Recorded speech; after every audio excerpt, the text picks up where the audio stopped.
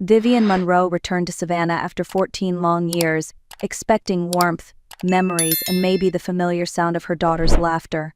She unlocked the door to the mansion she once gave as a gift, believing she was walking back into a home, not a silence that felt abandoned.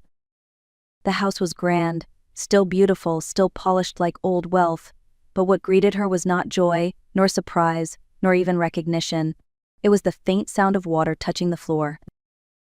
Vivian's footsteps echoed down the hallway, each one slow, controlled, trying to steady the sudden weight forming inside her chest. She followed the sound, expecting a cleaner or a repair worker, maybe someone hired during her absence.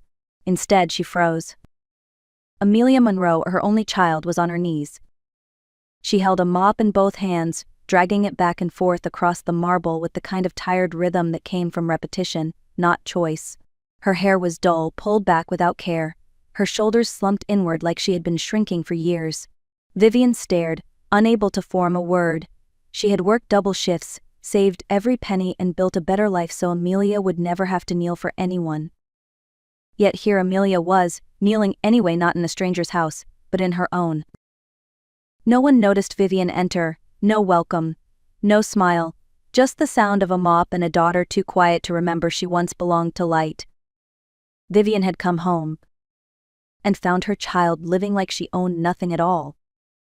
Vivian Monroe was 56, though life had carved its marks into her gently rather than harshly. Years of working behind salon chairs left her with steady hands and a calm voice people trusted. Before she left for London, she was known for turning ordinary hair into something beautiful, something confident. She built her life from nothing, endured late nights, rented rooms she could barely afford, and saved until she bought this mansion outright, a gift for her daughter, a foundation of love made tangible. She had imagined Amelia thriving here. She pictured sunlight through tall windows, dinner with friends, maybe laughter echoing off the staircase after a long workday. But the woman kneeling with the mop was not the Amelia she remembered. Amelia Monroe had once been vibrant, bold, endlessly curious. She used to hum without thinking, dance while cooking breakfast, and dreamed of opening her own design studio. But now her movements were small, cautious. She looked older than her age, as if life had been draining from her slowly, day after day. Even the way she breathed felt quiet, like she was trying not to exist too loudly. Then there was Grant Whitaker. Vivian had never disliked him openly. When Amelia married him, Vivian wanted to believe love sometimes arrived in unexpected shapes. Grant was charming in public, well-spoken and confident, the kind of man who knew how to win a room. But beneath that polish, Vivian sensed something she didn't name, a strain of entitlement, subtle but sharp. He was the sort of man who enjoyed being the center, even when no one asked for a son. And his mother, Lorraine Whitaker, stood just behind him like shadowed silk. Sweet-voiced, warm in the beginning, generous with compliments, but too quick to pick apart a weakness if she found one. Vivian was home again. But none of them looked happy she returned. Vivian took a slow step forward, suitcase wheels rolling softly behind her. She waited for Amelia to notice, to lift her head, to smile the way she used to when her mother walked through any door. Instead, Amelia only paused for a second, glanced briefly at Vivian, and returned to scrubbing the floor, as if nothing about this moment was unusual. Vivian's heart dropped like a stone into cold water. Before she could speak, a voice floated from the living room, deep, relaxed, almost bored. Grant Whitaker. He sat on the velvet sofa with one arm draped along the back like a man who owned everything he touched. A glass of bourbon sat on the coffee table, half finished, ice melting slowly. His shoes were off, legs stretched out comfortably, like this was his family estate, and not the house purchased by his wife's mother. Lorraine Whitaker was beside him, filing her nails with absent precision.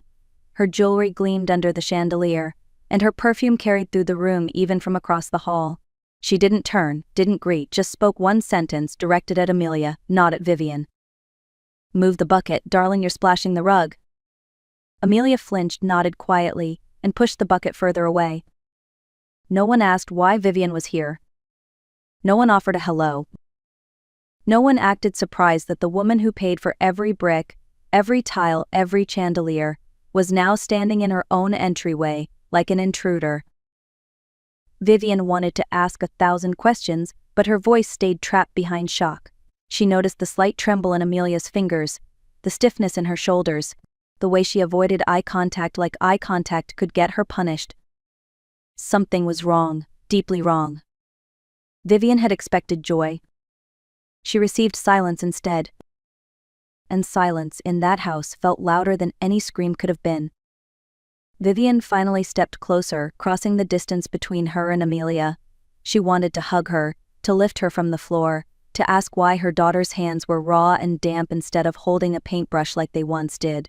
But when she knelt beside her, Amelia flinched, a small, automatic recoil, the kind of movement someone learns from consequence, not preference. Vivian whispered her name. No anger, no demand, just recognition. Amelia glanced up, only for a moment. There was no brightness in her eyes, no spark of the girl who once planned color palettes and sketched dress seams over morning coffee. Her gaze was tired, almost hollow, like sleep had not belonged to her for a very long time. "Mom," she breathed, barely audible, like the word itself might get her in trouble. From the living room, Grant's voice cut through the air. "Break time's over, Amelia. The dining room isn't going to clean itself." Vivian's head snapped toward him. Grant didn't even look up. He swirled his bourbon lazily, indifferent, as if ordering his wife to scrub floors was as ordinary as asking for salt at dinner. Lorraine crossed her legs and continued filing her nails, not one flicker of discomfort passing her painted face. Vivian stood. Her pulse pounded like a warning drum. She noticed then faint bruising along Amelia's wrist, partially hidden beneath the sleeve. A small wince when she reached for the bucket, the silence when she obeyed. Grant wasn't just treating her daughter like staff. Someone had stripped Amelia of choice, of voice, of the simple right to slow down and breathe. Vivian had worked decades to ensure her child would never kneel for anyone. And here she was kneeling in the house she legally owned. Vivian refused to look away this time. She stepped past Amelia, past the mop and bucket, and into the living room where Grant and Lorraine sat like royalty in a kingdom they hadn't built. She didn't raise her voice, she didn't need to. Her presence alone carried history, sacrifice and ownership. Grant finally lifted his eyes toward her, slow and unbothered. "Well," he said, tone dry, "look who finally decided to show up." Vivian didn't answer. She glanced at the bourbon glass, the relaxed posture, the ease of a man who feared nothing in a house that wasn't his. Lorraine smiled politely, the kind of smile used to dismiss, not welcome. Grant leaned forward, reached for a folder on the coffee table and tapped it with 2 fingers. "Since you're here, you may as well take a look," he said. "Amelia signed over the property months ago. We didn't think you'd mind." Vivian's breath caught. He opened the folder and slid a document toward her, the deed, stamped and notarized, with Amelia's signature curling weakly across the bottom.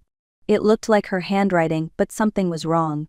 Vivian had watched her daughter sign documents her entire life. Amelia's handwriting was confident, looping, graceful. This signature trembled. Like it belonged to someone exhausted. Someone pressured. And someone afraid to say no. "What did you gain from this?" Vivian asked quietly. "A home? A title? Power?" Grant smirked. "Responsibility, actually. Someone has to run things around here." Lorraine added, "Amelia was more than willing, dear. A wife should contribute however she can." Vivian's fingers tightened against the back of the sofa. She looked across the room to her daughter, who stood still beside the bucket, head lowered like the deed was a scar she learned to live with. Vivian had hoped she was wrong. But the proof lay on paper, bold, legal, irreversible on the surface. Her daughter hadn't just been forced to clean floors. She had been forced to sign away the life Vivian built for her. Vivian asked Amelia to step outside with her, just for a moment, just far enough that Grant and Lorraine's eyes could no longer hover over every word. They moved to the side corridor near the staircase, where light filtered softly through stained glass and silence felt safer. Amelia held the mop like she didn't know what to do with her hands if she let it go. Vivian gently slid it from her fingers, set it aside and waited. No pressure, no rush. Only space, something Amelia seemed to have forgotten she deserved. Minutes passed before Amelia spoke.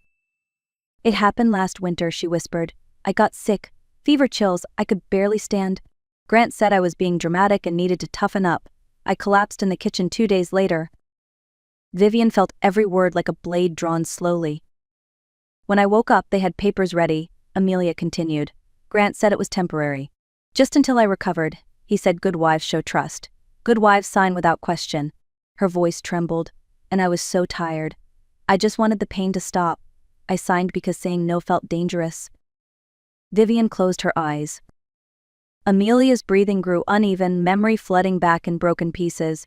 She spoke of nights sleeping on a thin mattress under the stairs because Grant claimed the master bedroom was for people who earned comfort.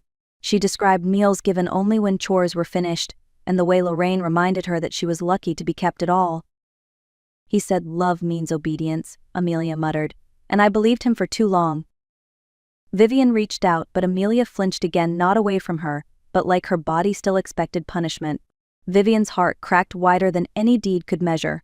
Bruises fade, paper can be challenged, but the quiet fear behind a daughter's eyes, that was the kind of damage that required rebuilding from the soul outward. Vivian lifted Amelia's chin gently so their eyes met. You were never theirs to break, she said softly. You don't need permission to stand. For the first time since she arrived, Vivian wasn't just horrified. She was ready. Vivian did not leave the house that night. She stayed, not as a guest and not as someone seeking permission, but as a mother reclaiming space, not with shouting, not with chaos, but with presence. A presence Grant could not ignore forever. Morning arrived quietly. Amelia was already in the kitchen, preparing breakfast like routine was the only language she remembered. Lorraine sat at the dining table with a newspaper she barely read.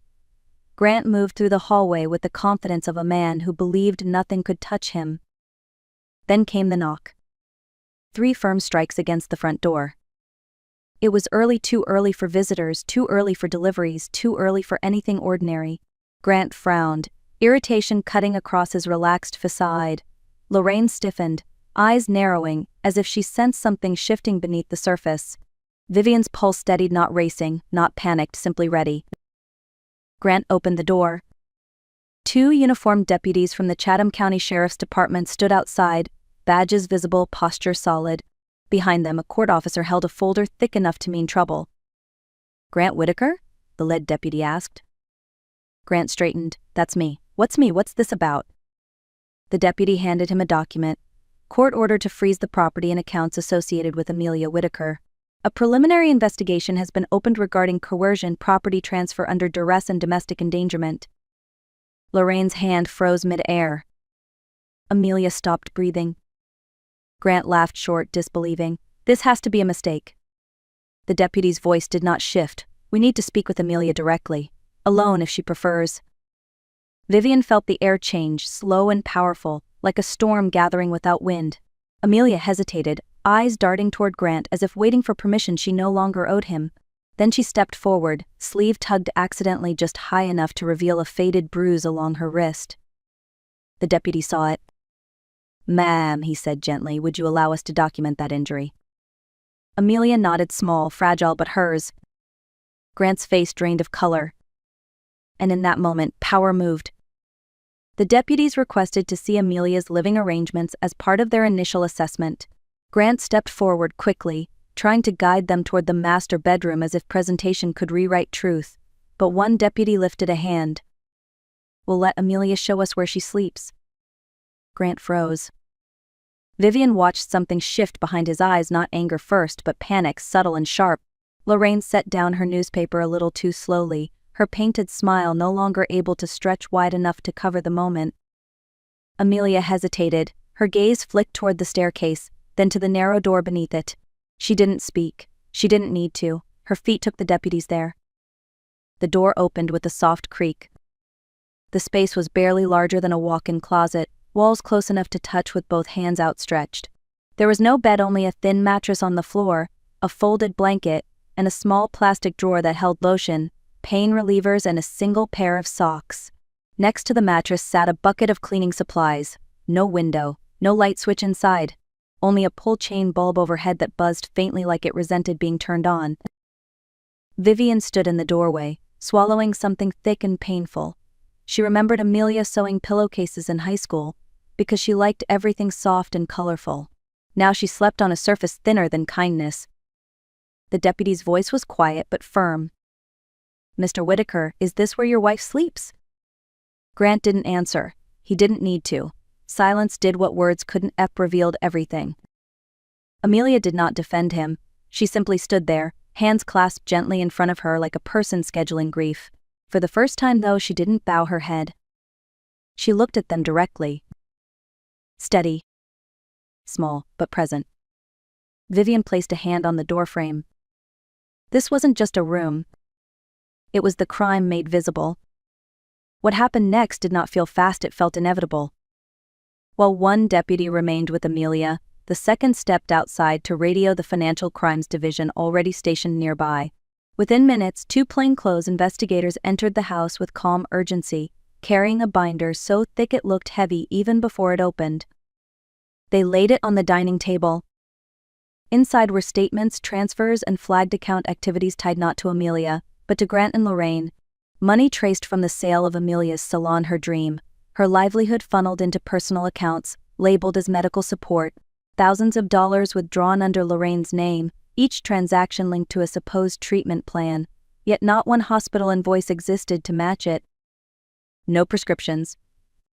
No oncology records. No doctor's visits. No chemotherapy appointments. Only lies detailed in ink. Lorraine stood stiff, fingers twitching near her pearls. Grant's jaw pulsed, as if clenching reality into denial could erase what was already written. The deputy turned to Amelia. Did you authorize these payments? Amelia shook her head, voice barely above breath. No, I didn't even know the account was open. That was enough. Grant reached for Amelia's arm, desperate to regain control, but Vivian stepped forward before he touched her. He froze, not because she pushed him back, but because for the first time Amelia didn't step away from her mother. She stood beside Vivian. The lead investigator closed the binder and nodded to the deputies. Grant Whitaker, Lorraine Whitaker, you are both under arrest for financial exploitation, coercion, and property transfer obtained under duress. The driveway became a stage, neighbors watching from porches as handcuffs closed, metal clicking final. Grant swore, Lorraine cried, but the law did not flinch. Amelia did not collapse.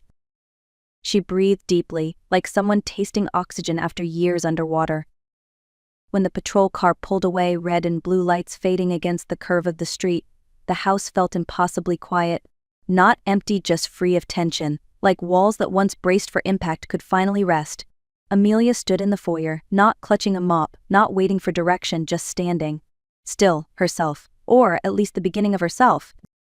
Vivian guided her upstairs, not to the closet space under the stairs, not to the hallway where she scrubbed floors, but to the master bedroom she was meant to have. Sunlight spilled across the comforter like something welcoming, something warm.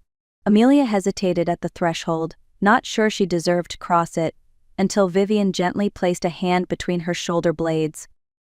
You do not earn a bed by being perfect, she said. You earn it by being human. Amelia sat slowly, fingers brushing the soft fabric as if softness was a language she was relearning. Vivian opened a drawer and found old memories, photo albums, fabric samples Amelia once stitched into dress designs. A journal filled with bright ideas paused halfway through a page. Things Grant never cared to read, but Vivian always did. They stayed there a long time, no rush, no core list waiting, just breath steady, fragile but growing stronger. Later that evening, Vivian prepared dinner beside Amelia, not out of duty but out of choice. 2 women side by side, reclaiming space one small decision at a time. Before they ate, Vivian took her daughter's hand. You are not broken, she said, only interrupted, and interruptions can end. Amelia nodded, a tear falling not from fear but relief. Vivian knew healing would take time, but tonight her daughter was no longer silent, no longer invisible, no longer on her knees. She was seated at her own table. And that was a beginning.